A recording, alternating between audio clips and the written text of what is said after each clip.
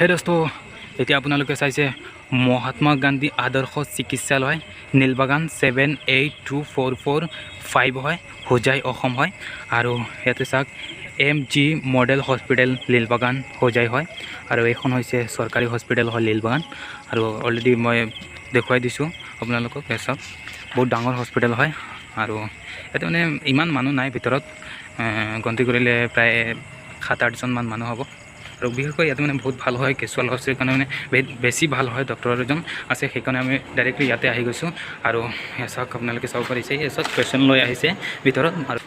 এতিয়া চাওক এইখন হৈছে চৰকাৰী হস্পিটেল আৰু চৰকাৰী হস্পিটেলৰ ভিতৰত এজনো মানুহ নাই চাওক চিটবিলাক খালী আছে আৰু ইয়াতে বহি আছিলোঁ প্ৰায় আধা ঘণ্টাৰ পৰা বহি আছোঁ এতিয়ালৈকে ডক্টৰ অহা নাই ডক্টৰ আহিব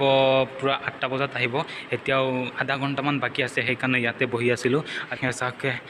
কাউণ্টাৰত মানুহ নাই পূৰা কাউণ্টাৰ খালী আছে এইফালে চাওক ডক্টৰৰ ৰুম পূৰা খালী আছে এইফালে চাওক পেচেণ্ট নাই আৰু এতিয়া ওপৰত যাম ওপৰত খোলা আছে নেকি চাই লওঁ বাইদেউ ওপৰত বন্ধ আছে কাৰেণ্ট চাৰেণ্ট নাই ওপৰত আৰু চব তলত হয় ইয়াতে মানে কি চৰকাৰী হ'লে কি হ'ল এখন প্ৰাইভেটৰ নিচিনা হয় আৰু বিশেষকৈ মানে কেঁচুৱা ল'ৰা ছোৱালীৰ কাৰণে বেছি ভাল হয় সেইকাৰণে আজি মোৰ ভাইটিক লৈ আহিছোঁ কৈছোঁ মানে বাহিৰত যাম আৰু বাহিৰত চাব পৰা নাই সেইকাৰণে মানে এইখন হস্পিটেলত লৈ আহিছোঁ আৰু বিশেষকৈ এইখন হস্পিটেলত মানে কেঁচুৱা ল'ৰা ছোৱালীৰ কাৰণে বেছি ভাল হয় আৰু ইয়াতে মানে এটা বিভাগৰ ডক্টৰ নহয়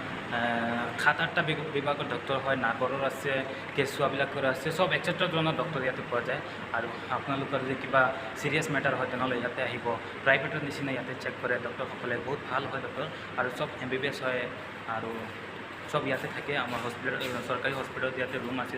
নিজৰ নিজৰ ৰুম আছে ৰুমত থাকে চব আৰু ইয়াত পেচেণ্ট পূৰা খালী আছে পেচেণ্ট নাই আৰু মই অকলে ইয়াতে বহি আছোঁ প্ৰায় আধা ঘণ্টাৰ পৰা বহি আছোঁ ইয়াতে মানে বৰিং লাগি গ'ল ডক্টৰ আহিব পূৰা 8টা বজাত এতিয়ালৈকে আধা ঘণ্টা সময় আছে ডক্টৰ অহাৰ আৰু সেইকাৰণে আমি ইয়াতে ৱেইট কৰি আছোঁ ডক্টৰৰ কাৰণে অলৰেডি আমি টিকেট কৰিলোঁ আৰু টিকেট কৰিলে মাত্ৰ 5 টকা লাগে আৰু বাহিৰত মানে ডক্টৰ যিজন ডক্টৰত আমি দেখুৱাবলৈ আহিছোঁ এইজন ডক্টৰ মানে বাহিৰত চেক কৰালে 350 টকা লাগে আৰু বিশেষকৈ 8টা বজাত আহিব সেইকাৰণে আমি ইয়াতে আহি গ'লোঁ 8টা বজাত আৰু তাতে যাব পাৰিলোঁ হয় তাতে মানে চেক কৰোঁতে 8টা বাজি যাব এনে 350 টকা কিয় দিম সেইকাৰণে আমি চৰকাৰী হস্পিটেলত আহি গ'লোঁ আৰু চৰকাৰী হস্পিটেলত এখন টিকেট 5 টকা লয় এখন টিকেটত 5 টকা লয় আৰু হ'ল মানে তাতে যেনেকৈ চেক কৰিব ইয়াতে এনেকুৱা চেক কৰে কেঁচুৱা আৰু ডাঙৰ মানুহ নহয় চবক সমানে চেক কৰে এতিয়া আপোনালোকে চাব পাৰিছে কোনজন ডক্টৰ কেতিয়া আহে এচক বিশেষকৈ মই বৰ্ডত লিখি থৈছে সিহঁতে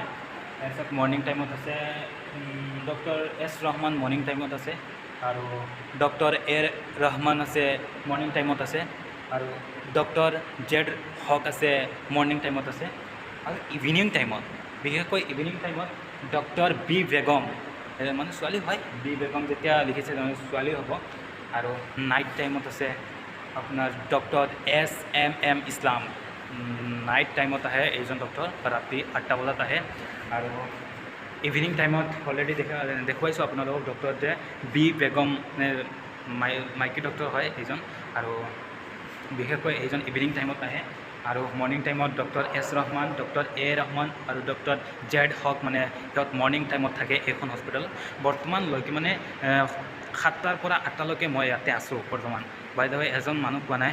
মানে পেচেণ্ট পোৱা নাই আজিকালি মানুহতো পইচাটো বেছি সেইকাৰণে মানে চৰকাৰী হস্পিটেলত নাহে আৰু মই যোনজন ডক্টৰ তাত আহিছোঁ এইজন ডক্টৰ বিশেষকৈ বহুত ভাল হয় আৰু কেঁচুৱা ল'ৰা ছোৱালীৰ কাৰণে বেছি ভাল হয় বেলেগ এখন ঠাইত আহিছিলোঁ মানে